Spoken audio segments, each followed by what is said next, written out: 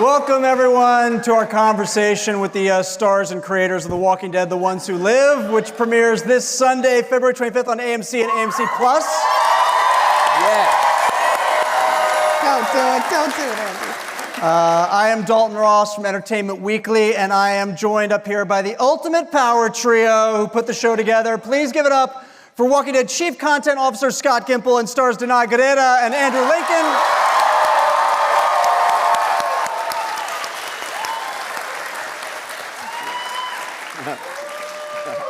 I would say to give him a hand, but, you know.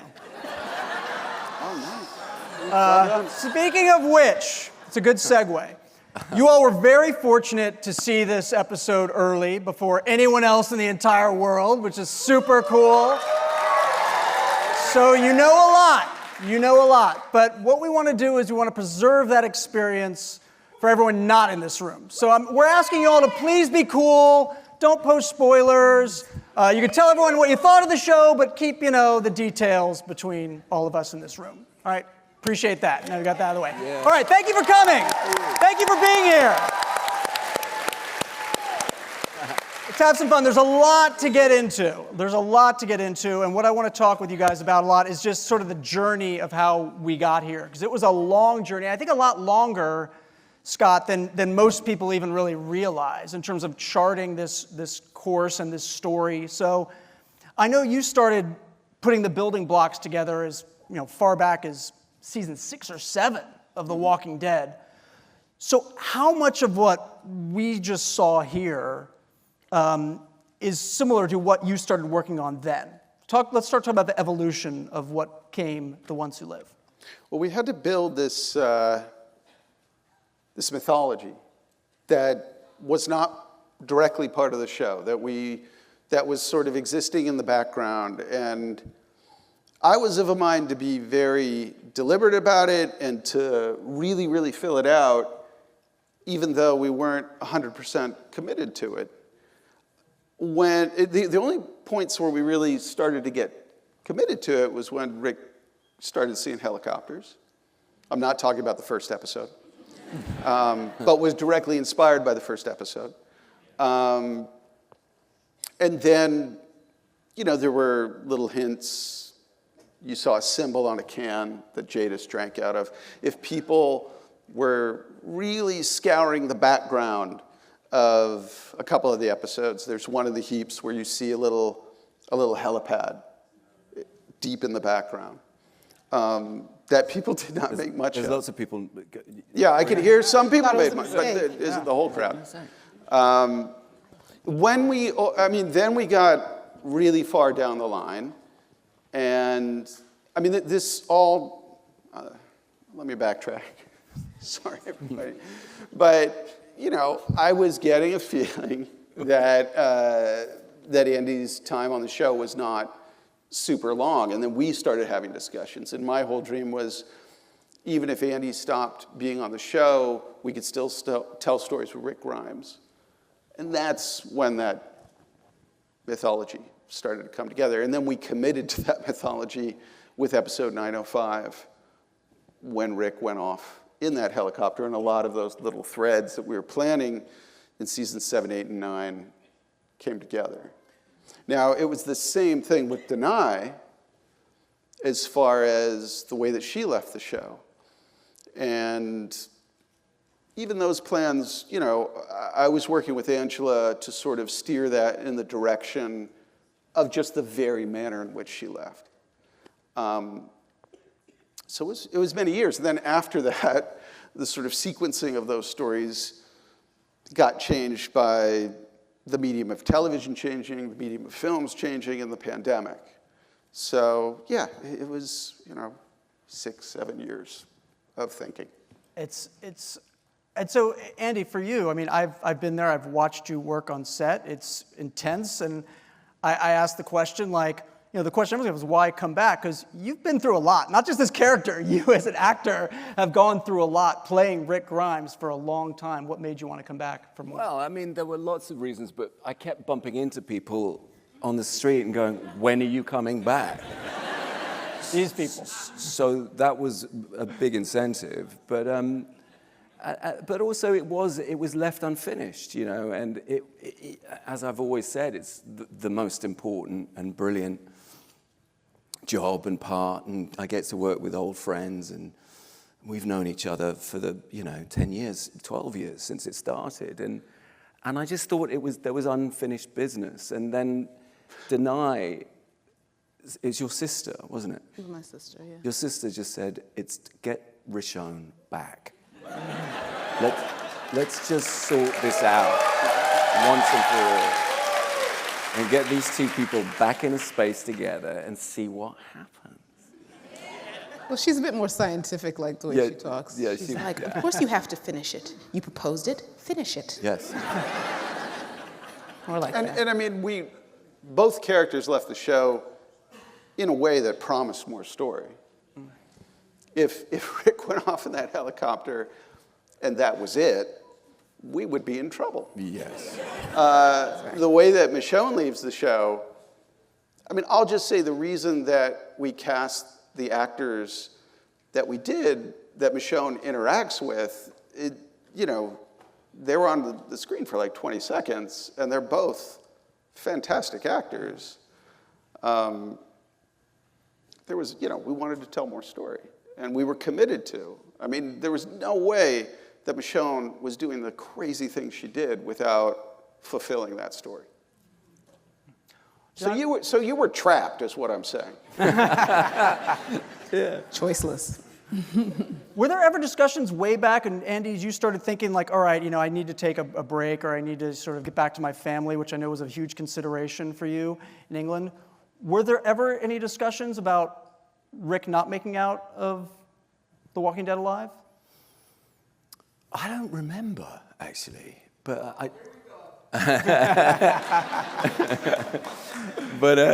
think... See, that's a New York crowd. Yeah, here we go.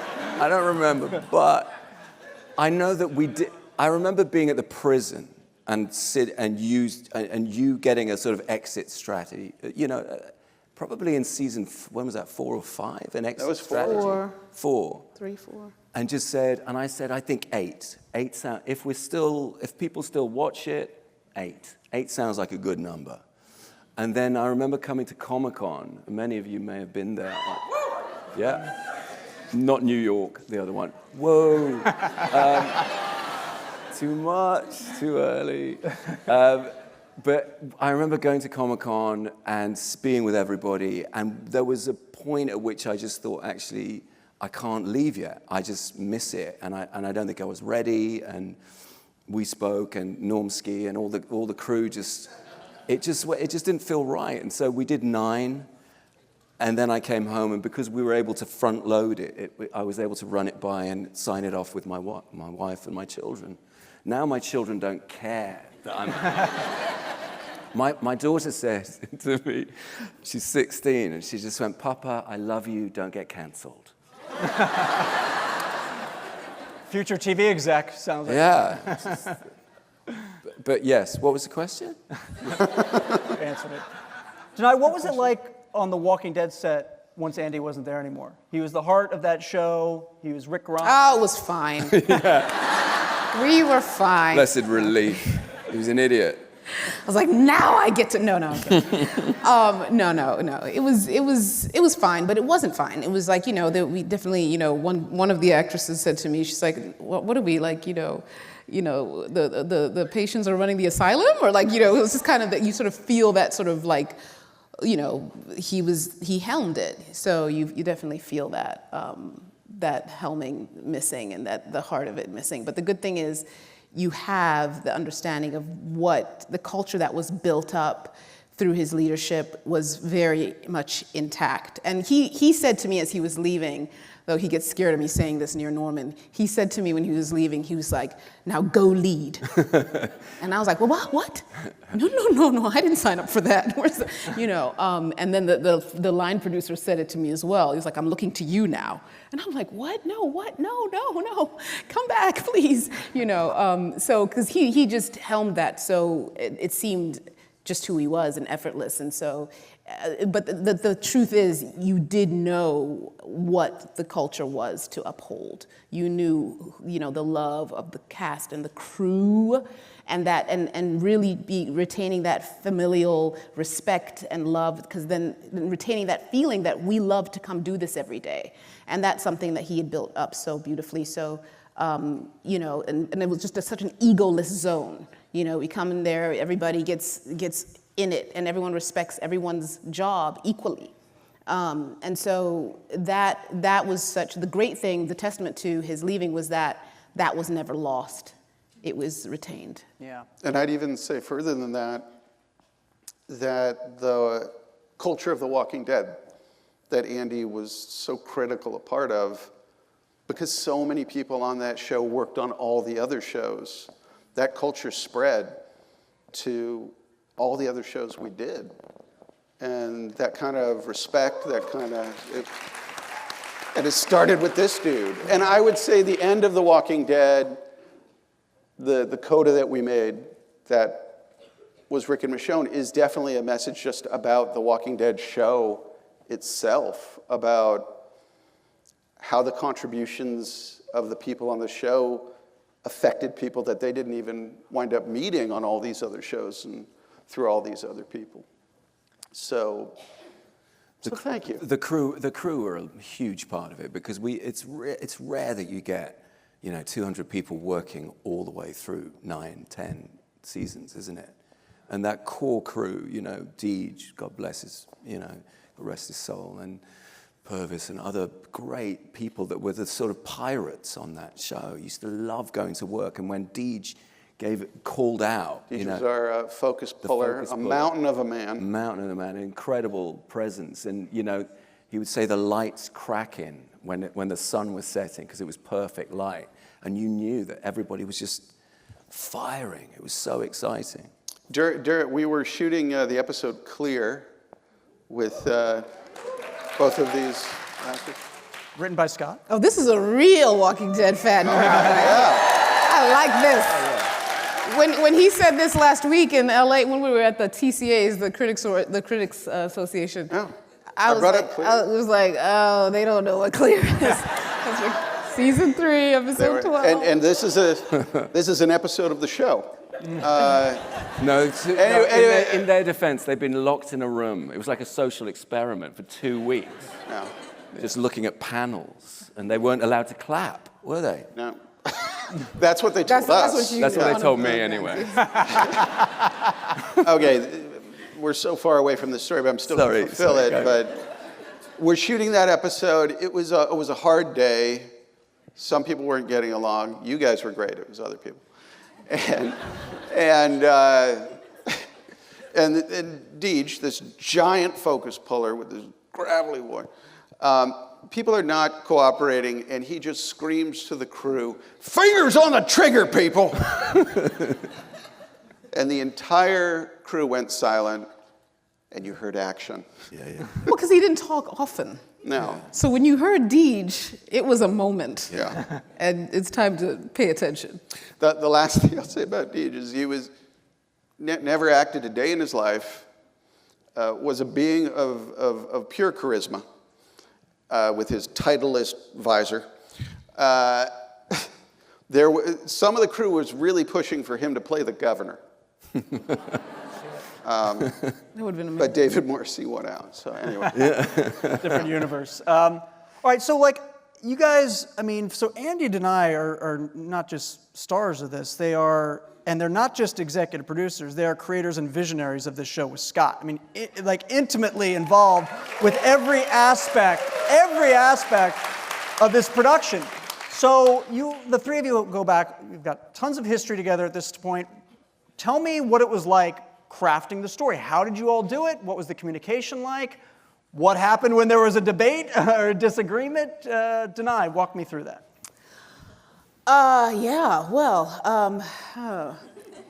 Well, it all began, no. So when we were we'd meet up in like hotel conference rooms when we were all in the same city, and we just start to craft. And it actually, we were pretty clear on it. There was a lot of, as he was saying, there's a lot that he'd already built up of the CRM and of that mythology and those aspects. So, and there was a lot of things that, the idea of what had happened to Rick was already stirring between Andy and Gimple, and then when there was a different form it was going to take, and then we came into this form of 6 episodes, and then I got more involved, and so there was a lot that we already had banked, but then it was okay. Now how do we arc 6 episodes? What is the story? And I think the thing that was interesting for me was, I don't know if it was because I was the only girl in this trio or what, but I had to pinpoint constantly to my compadres here that it was a love story. Because there's all this stuff, it's like action and rageful, love. Blah, blah. That's what happened. So it was kind of like, I've watched more love stories than them in my life, possibly. And so it's just that thing about how... Tell us the homework. Oh, God, you guys are the ones who put that out there. I don't know why. But yes, there was this aspect of how to, through line, what makes the story important to tell is the epic love. That's what sets it apart from the rest of the universe. And so it was really about, and we all understood that, but it was really about how do we make sure that's a part of every single scene, every single motive, every single action going on throughout 6 episodes. The homework he has mentioned. Spill. Whoa. Okay. I needed a visual aid, so to speak, to help my Thinking peers. about the same thing. Yeah, now I'm getting worried. Yeah, I'm getting. I get a whiteboard. Okay. It was Bridgerton. Okay. Bridget, So not those scenes, talky scenes, but there were a few. No, I did not send those. I had to send them some scenes where you could see. What I liked about Bridgerton was nothing to do with our world, nothing at all.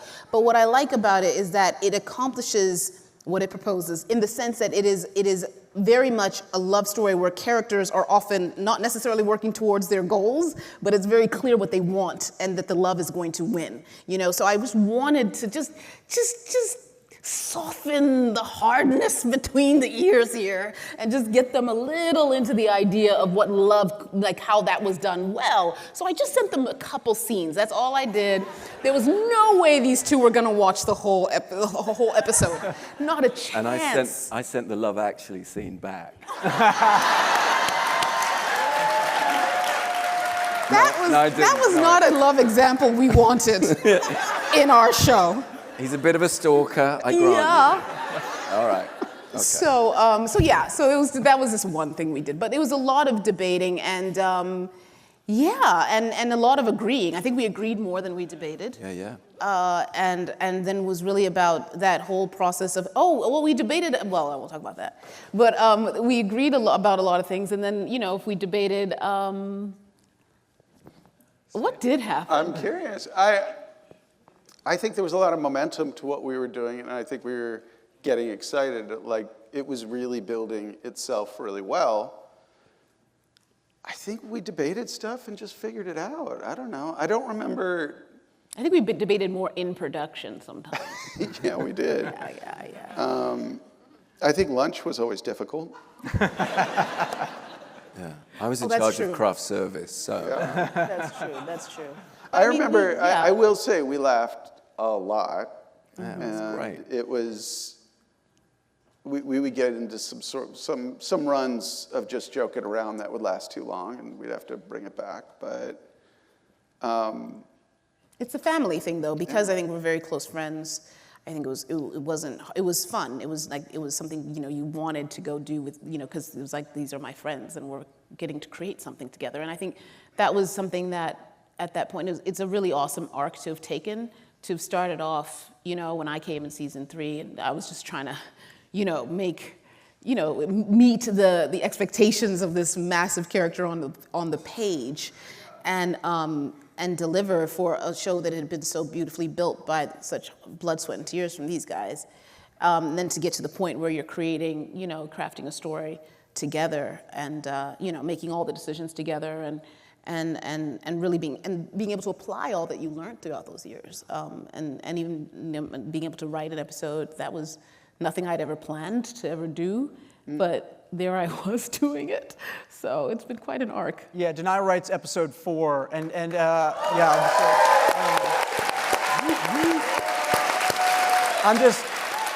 listen, I'm gonna just give a tiny spoiler. You guys are gonna freak out when you watch that episode. That's all I'm gonna say, you're gonna freak out. I would actually go even further though and say, Danai wrote it, but in many ways she ran it. Yeah. Yeah. It's amazing. I was there to help and to have things to bounce off of, or be somewhere to bounce off things. But I'll also say a beautiful thing about making it together was sharing the workload, frankly, because it was an intense schedule, and there were a lot of challenges to this, and to face it together was an incredible thing. It was a beautiful thing. So. Yeah. It was for Shell me. shock, yeah. For me, it was. What was that? But these guys suddenly have to be on conference calls, and we're talking about hiring people. We're going through production design, wardrobe, and props, and everything. They got to see the other side of the curtain.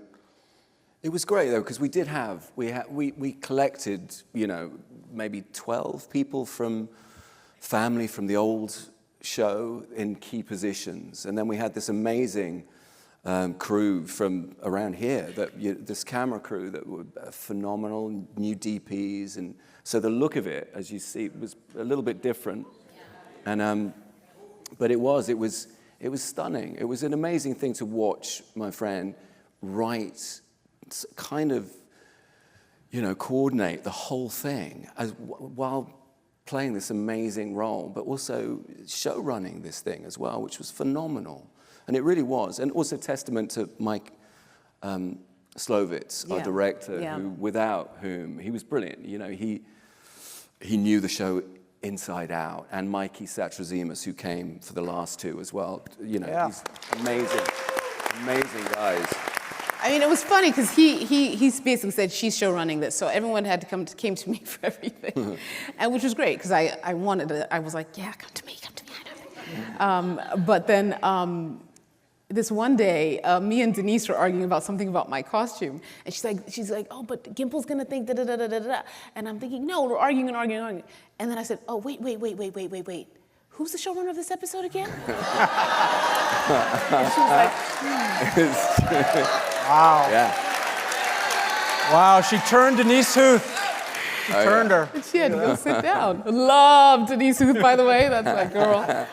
But yeah, and then there was, it was a stepping in and out of things a lot. But I don't know. It was actually a really awesome experience. It was extremely intense. Doing a tone meeting at 9 a.m. I have to be up at 3 a.m. for a job, and to act in a whole other episode. It was very, very intense. But I did love it. I remember where there was like a dead person, as there are many in our show, sadly, in the corner, and I was like, It wasn't dead enough. she didn't look dead enough. She wasn't dead and, enough. So I had to jump out of character. I was like, where's special effects makeup? I was like, she needs to look 3 weeks dead. She looks 3 days dead. And then jump back into the show. But yeah, no, it was really cool. And very, this man was very gracious unto my specificity, as he put it. Oh my God. I'm not even allowed to talk about it. Have to take some notes from the writer on that episode? It was a very much a sort of lost in translation across the Atlantic. A couple of notes from my showrunner that were more. You took the notes. I took the notes very, very well. I like to think. You did. Thank you. Well, Thanks very you much. mentioned something, Andy, that I think is worth exploring a little bit, how you talked about how there's a little bit of a different feel to this show. And I'm sure you guys must have had discussions about this, because how do you keep the DNA of a franchise that people love while also making it still feel fresh and a little bit different and having it evolve somewhat? So Scott, I'll let you lead sort of that off in terms of what was the sort of the balance in terms of making it feel familiar but not too familiar. Well, I mean, I think we were really lucky that the situations the characters find themselves in are so different to their experience. It was like nothing either of these characters had faced before or had been a part of before. So that in and of itself was, something that made it different. The other thing is what Danai says, which is the reason this was an epic love story is because we had focus. We were focused on these two characters and almost the character that their love is, that they are together. And that's the thing. I mean, in Walking Dead, the original series, I felt like we were telling a lot of different stories at the same time because I wanted all of those characters, and we had a lot of them, to have an arc every season, a meaningful arc, and hopefully they interwove. But we would rarely have we would never have 6 episodes straight on of the same two characters. Yeah. So I totally forget the question, but I feel a lot of that happening. I may have answered it. Around here. You mentioned the crew, and you guys did have a lot of crew people from the original Walking Dead show, but you had a lot of new people too. You were shooting up here in New Jersey. What was the adjustment like from shooting in August in Georgia to January in New Jersey? Danai, I want Danai to. I didn't like it. Listen, I'm a New Yorker. I live right over there in Brooklyn. Okay, I love this city. I'm a New Yorker. Okay, I'm a New Yorker. But I hate the winter.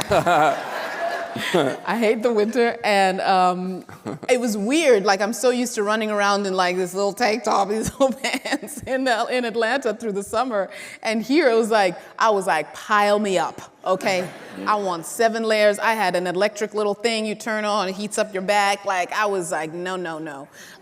So I don't fare well in the cold. He's British, so he doesn't fare well. He loves the cold. Can't That's get his enough of thing. So.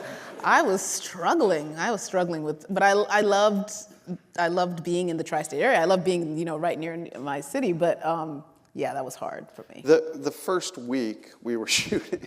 First week was an absolute disaster. Oh, God. I mean, it was, and I'm convinced it was our first AD, basically the guy that organizes everything, punishing me. Because it was night shoots. I had to chop my hand off on day 1. Which was probably the worst idea I've had in quite some time. Because then and I remember the first AD going, if you were more of an actor, a method actor, and more of a producer, you'd have done that for real. And saved us a lot of time and money. But obviously I didn't, although this might be prosthetic. But then by the end of the week, it was 4 a.m. I was harnessed to the truck in that scene, and it was, and I didn't know what was happening, and everybody looked like Cartman, Yeah. I could just see their eyes and their noses, and I was like, why am I the clown covered in blood with wet hair? I kept wetting my hair, and then it started to snow, and I just thought, I just wanted to, I think I cried at that point, and then I thought, where the fuck is the producer? And then I realized it was me. Yeah, I remember that day. I was there because I wasn't shooting yet, thank God. And I was just wrapped in the most thick, you left at crazy. what time? Oh yeah, I left. Like at least I witnessed your pain. I could have just been home the whole time. And I was wrapped in just so many layers. And even then, it was so bitingly cold. I was like, this is nuts. But the only time, when you know it's bad, it's when Andrew Lincoln starts to say, this is bad. Because he never complains. I came and went, he's like, no, this is really bad. This is worse than, that's when I was like, oh God, this is we're in worse trouble. than the middle of summer in Atlanta. I went, I'll take the heat to the cold anyway. There are so many, okay, I shouldn't say, over the years, a number of different types of celebrities have called asking to be walkers. Some have been athletes, and some have been musicians and actors, and they don't even want to be credited to be a walker. They just want to be a walker on the show. And over, I tell these people, I'm like, it's really hard, and it's really uncomfortable, and it sucks. I speak from experience on that one. It's really, really hard. And that's in the Georgia heat. Yeah. And when we were shooting that scene with the tanker trucks in that parking lot, like, we all had to make an adjustment and be like, holy shit, we really need like more heating tents. We need more stuff for these walkers because this isn't Georgia. And the walkers in that scene were incredible. Yeah. And I have no idea how I mean, I know it was hard for you, but. It was harder for the walkers, But, well, the walkers had to lie on the pavement. Yeah, and they did. Stickiness of that blood and all that. And you're wearing contacts, and the wind, it's like a negative wind chill. It's freezing. Okay, I'll stop whinging about it. So what I'm saying is the walkers are the heroes. Always. As some of you may know, because we've got a lot of big Walking Dead fans here, Andrew Lincoln did not watch The Walking Dead because he didn't want to watch himself and the performance and maybe try and mimic what he saw, which is fine. But when you're an executive producer now and you have to watch edits and give notes and have opinions, you have to watch yourself on the show. Yeah. So how was that? How was watching The Walking Dead? What'd you think? Absolutely appalling, really. Really, I had to, I got my son and my daughter to do it first, because bear in mind, I mean, I could have started with the first episode and watched it when it was done, but this was an edit that wasn't, it's the worst time to watch that episode, is when it's not been, there's no visual effects, and so I was like, oh, do I really have to do this? And so I got my daughter to watch it, and she went, oh, it's quite good. And I went, okay, that's with no visual effects. And then my son went, and then I did it with one eye, and then got through it eventually. And it was actually the other performances in it. It was the other guys who were brilliant, I thought. And Craig, who was terrific. And Craig Tate. Craig Tate blew him up. One of my favorite deaths, I think. So, he was wonderful. And you know, and Leslie Ann Brandt, and you know, Terry O'Quinn. We got so lucky with this amazing cast, and I think that was the way in. And then actually I went, oh, that's just a weird guy with a strange accent. It's not me. And then actually I really enjoyed it. And I mean, I'm not going to do it ever again, but well, I think you will, because You will. Because I think one of the places where you shined as an executive producer was in post-production, and getting into those edits and really digging into them. And you know, I had to as a showrunner, but no, I did love that. And the post-production team were amazing. Ryan and all that, those guys, the sound, all of that amazing design and the care and attention through a strike. I mean, it was a really challenging year, wasn't it? I mean, that was the other thing. We just had to step away from it for a good while and hope it was going okay. Yeah. Well, it really made a monster of me, I think, because now I want to always be in charge. Oh.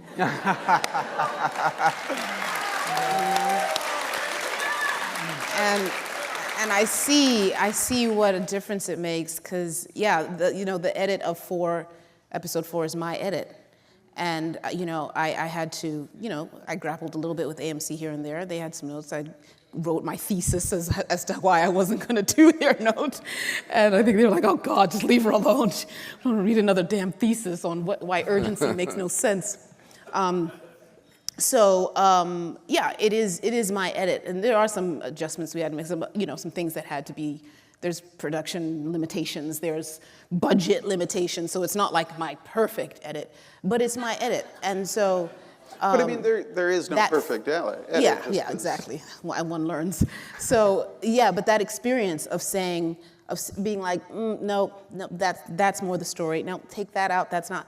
Actually change that sound. Like that experience of really putting it together and seeing the cohesion that you had that your vision had. Oh yeah, it's addictive. I just want to do it all the time. Because you just see how, you might see something you're in or a part of, and you might get frustrated with certain things. And you see how sometimes it's just it's just, there are a lot of details, you know, and it just takes the person who's really, really got the whole story in their head very deeply to get it to the finish line the way they need to. And I would say, I didn't want to just say it was just episode 4. You were in on all these episodes, and Andy was in on all these episodes, and all of us working in post. It was a pretty feverish pace, because once the strike ended, we could come back and go over everything. And that was another time when sort of dividing and conquering the work was critical, and we would all be working on different things at the same time. That was an incredibly lucky thing towards the way that we made this show, all 3 of us together, because the compression that this show had post-strike was bananas. Yeah, I was very relieved when Andy started to watch it, because it just felt like, we need you to be in here. Well, and in you truth, need to finish cooking this meal. Well, in truth, it was episode 2 that was the thing that made me so excited about it, because it was largely. Am I allowed to say that? No. Well, take it easy. Yeah, it's a little only seen shaky. one. They should let you see 1 and 2 together. I'm not going to really. Yeah, but we're I'm going to talk about it. It's coming out next week. What's it next week? A week and 4 days. Week and 4 days. It's that between friends. It's largely centric. I'm bringing back the thumbs up. Let's bring back the thumbs up, guys. Next week, Andrew Lincoln does double guns. Jet lag. He's jet lag. Oh, stop it with the jet lag. He jet lag blames kicks jet in. lag for everything. It's like, come on. Leave me alone. Let's keep going. All right, look. Well, okay, we're gonna get to some audience questions in just 1 second, but we can talk a little bit moving forward on what we just saw here in this before we get to the audience questions. What I find interesting about this show is that you've had all these like deranged lunatic villains on The Walking Dead, whether it's the governor, Negan, Alpha, whatever. Shout out. Yay to the deranged. Shout out for lunatics. But what seems to be on this show is it's more of an institution than an individual that is sort of the villain. Scott, can you talk about that a little bit? Oh, man, you know me? Okay, let me try and do this. Yeah, you're right. Yeah. Thank you. I'm going to turn the floor over to him. Yeah. Who is that guy? No, I mean, it is more of an institutional evil. It is something that, I mean, nobody's fundamentally crazy here. It has to do with pragmatism. And it has to do with a place that is worth saving. It's just, how do you save it? And I was thinking a lot about really the Shane-Rick conflict early in the series, and their different approaches and what those approaches would be on an institutional level. And that's where we started. That's very good. It's good. Oh, sure. Very proud of you. Oh, thank Good you. Did answer. you do that okay? Very good answer, I thought. All right, we got some questions from you guys. You want me to ask some of these? Go through them? See what we got? Mm-hmm. Oh, I love this one. This is a good one. All right. He's shuffling. This is why from... And there's a glimmer in your eye. well, you'll see why in a second. All right, this comes from Ethan. I'm terrible at reading handwriting, so I apologies if I mess up anyone's name or your question. To Andrew and Danai, what is the hardest thing about working with each other? I told you, Ethan. Where Love is it. Ethan? Ethan's asking all the questions today. There he is. You scoundrel. I think we're both quite stubborn. Shall I start with that? I'm quite stubborn. Thank you. Oh, Ethan, it's like a marriage therapy guidance, whatever. Thanks for that opener. You could have just asked, "What's your favorite kill?" or something. This is a great question. I think to flip it into a compliment, I will say he's annoyingly always like full of adrenaline and ready to roll. And I'm just like, can you just, and of course you got to be right there next to him, so it don't, like, oh, I do. So I'm like, okay, how do I get there right now? You know, so I'm a few paces behind all that energy. So yeah, he's high energy at all times, and that's amazing for It's a strength the job. and it's a curse, isn't it? No, well, it's not a curse for you. It's just those of us who have to keep up with you It's all a curse the for everybody else. Exactly. But it's great. It sets a great example. Just, I just don't do caffeine, so I don't know what to do. Yeah. It's largely caffeine. Thanks, Ethan. Good question. Good question. All right, we got Jessica next as a question for Andrew Danai. You two have to play your characters for such a long time. Do you take anything on the set that you use for your everyday life? You steal any props from your time on The Walking Dead? I got my boots at the end of this. No.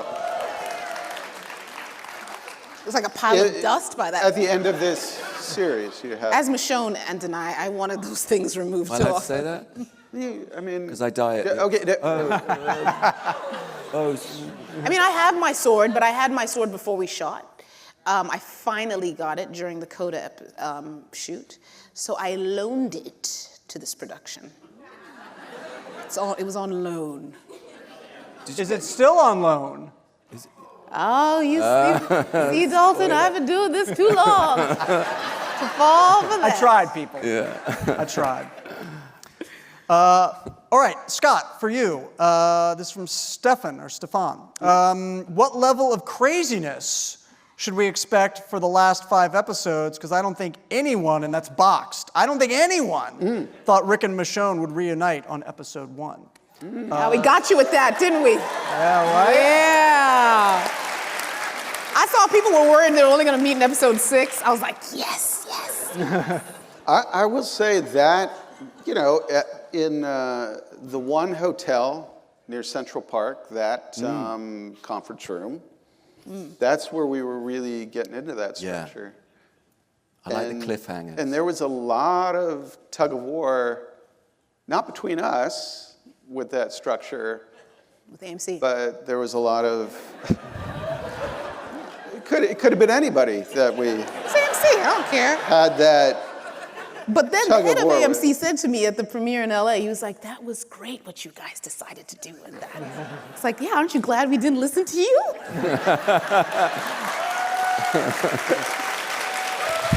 And to get back to the last question, Danai is absolutely stubborn, but that is what makes her an amazing producer and a force of nature. Hells yeah.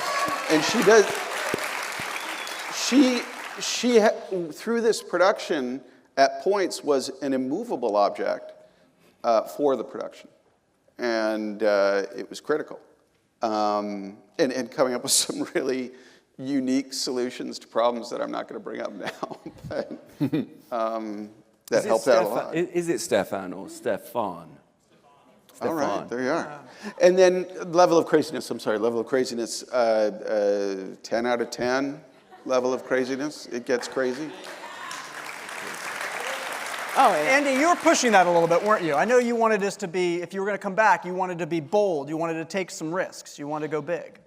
Yeah, I think so. Well, I chop off the other hand, And then he moves on to the feet. then the feet, Yeah. and then it's a mind looking so disappointed.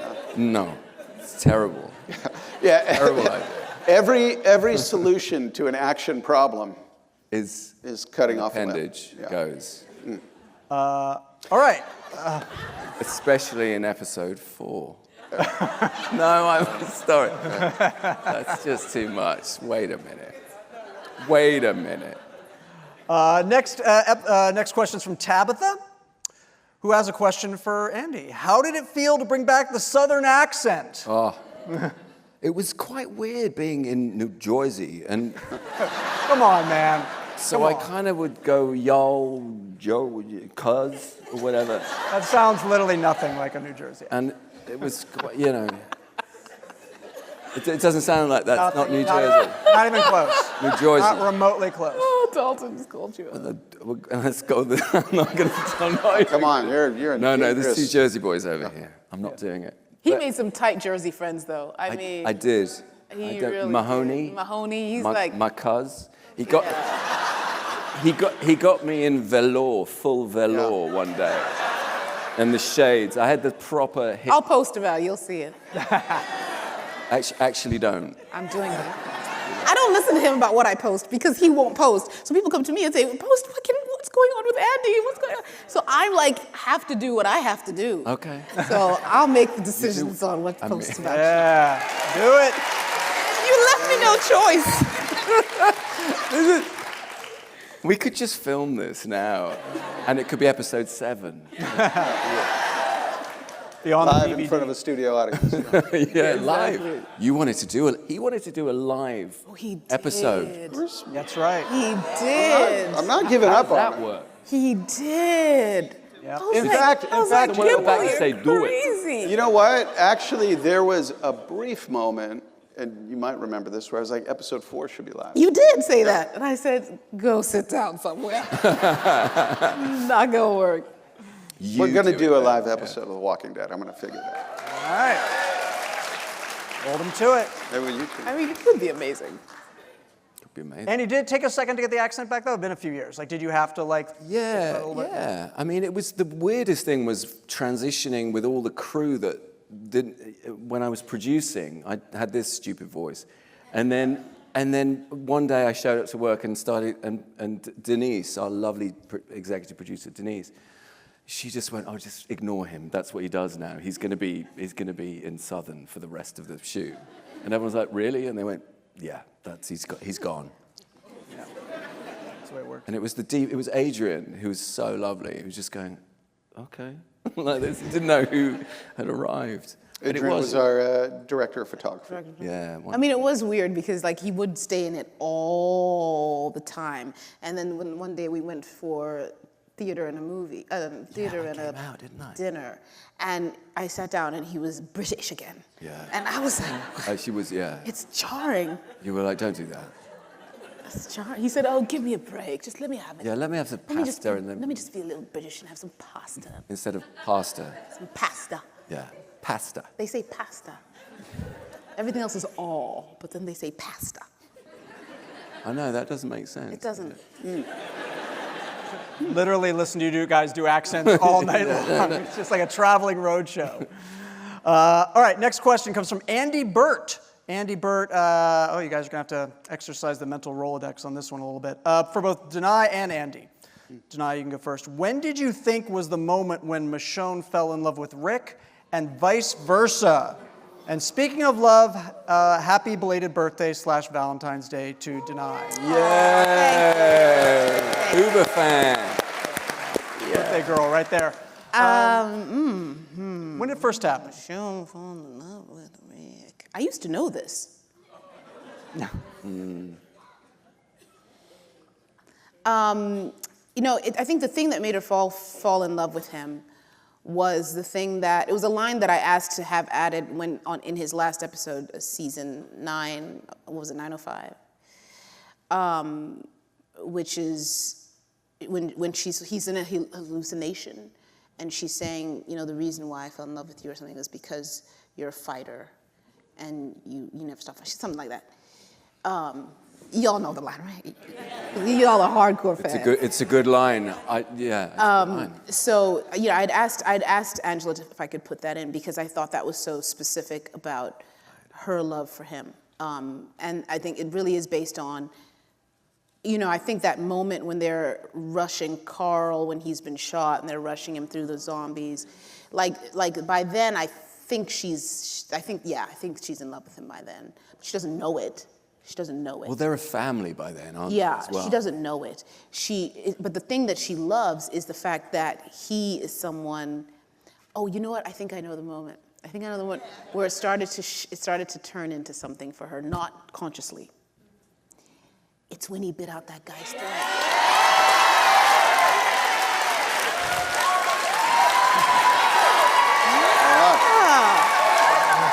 Right?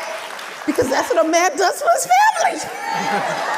You know, and to see that, she's like, oh, hell, now this, get better than this, you know what I mean? I think that was it. That was Somebody should recut that sequence with the song Dreamweaver. Because that would Andy? use like a... I have no idea. I had no idea how to follow that. That's the greatest answer. That was it. That was the moment when he bit the man's throat out. That's it. I think, well, Norman seems to say that I was checking you out. You're in one's... You know, I think he was right. I might have been, but that was way back, wasn't it? That was season 3. Yeah, maybe then. Had my wife been eaten at that point? Yes. She was eaten. Thank God. We met That's after. the height of bad manners, I would say. Yeah. That's funny. I- Oh my God. We'll leave that one there. Danny has a question for Danai. We talked about this a little bit, but Danny wants to know what the process was like to writing episode 4. And so what I'm going to do is sort of expand on that question a little bit tonight, because as I think most of you know, Danai Getta, extremely accomplished playwright. Incredible shows on the Broadway and off-Broadway. So you know how to write. How was this different than that? How was writing for the screen different from writing on the stage, if at all?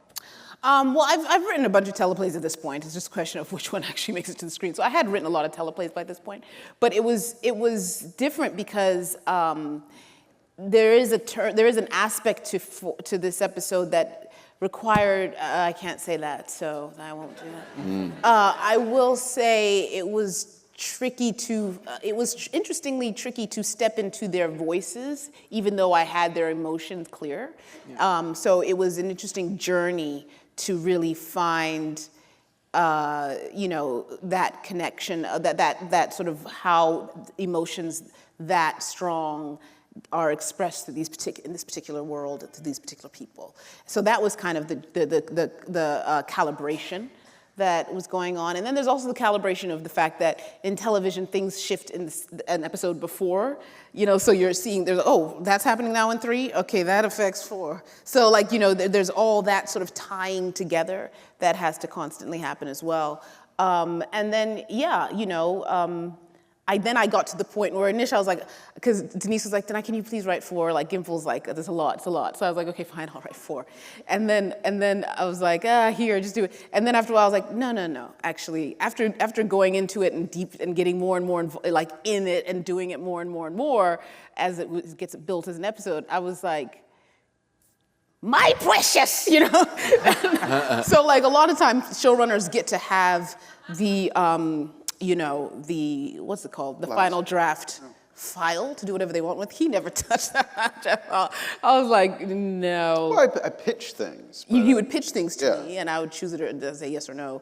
But it was my precious at that point. So I didn't do it the way I guess most writers under a showrunner would do it. Because I'm a playwright, and playwrights are very much, they own what they write in a way that isn't as open to someone else just writing on their script, And you're an executive producer in the show, and I mean, you were coming in with a lot of authority on that. Yeah, and I mean, there were pitches that I thought, okay, I could try that. I'm always collaborative.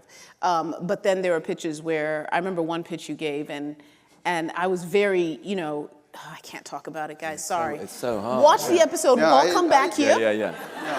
Let's meet back in 3 weeks. Once y'all see the episode, we'll have a good chat. We'll have a great chat. It's hard to talk about it without it, because it is very singular in what it needs to do. Just show it already. Yeah, I'll just throw it on there. Show it already. Do it. All right. So yeah, it was an intense journey. Because of course I wanted this gentleman to be happy, and I also wanted to give him a workout because he's such a great actor. So I wanted to put a lot on his plate. And that's so I was also trying to. It was a lot of words, wasn't it? Yeah, you were Good words, but a lot of words to learn. And good. You got it. You're from theater. And I would say of that episode you just saw, a lot of those words that Rick says, you know, in that helicopter were Andy's. Yeah. Were they? The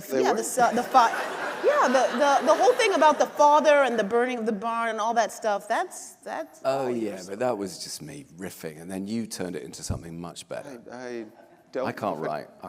It was mostly you, sir. He's a very strong storyteller. You probably could write if you had to. I'm good. No, because they all sound the same. They all sound like a weird British guy. Look at that. Was it good? Did you like the? Did you? Thank you so much. It wasn't me. It was him. No. He came up with that whole narrative of the father in the barn and the burning. Yeah. That was all. I wanted to call the episode "The Burning," but it was too obvious. Too Those are the great ideas I come up And with. Stephen already took that title. Oh yes, he did. Great movie. All right, we saved the most important question for last. It comes from Anthony, who says, Rick and Michonne almost share a pizza this episode. Did you try any great New Jersey pizza? I'm all about the diner. That's the New Jersey thing for me. Yeah. The TikTok diner. TikTok diner? TikTok diner. Route 3. Fried They chicken. did always go there. What was that thing you always got? What? You always had Fried this thing. fried there. chicken. It was great. Yeah. I was Absolutely avoiding the amazing. diners, but I found the best East African food in Jersey, by the way. I was like happy as pie up in there with that East African food. It's a Kenyan, it's called Swahili Village or something. I can't remember what it's called. But it's incredible food, so. Yeah, big shout out to the Montclair Diner. Hey, now we're talking. That's my people. My hood That's right my there. peeps out there. Great food in Jersey. Great food in Jersey. Stuff. All right. Thank you so much, Yeah, guys, for thank you, coming. guys. Scott Gimple, Danai Getta, Andrew Lincoln, Walking Dead: The Ones Who Live, this Sunday, February 25 on AMC. Thanks so much, everyone. Have a good one.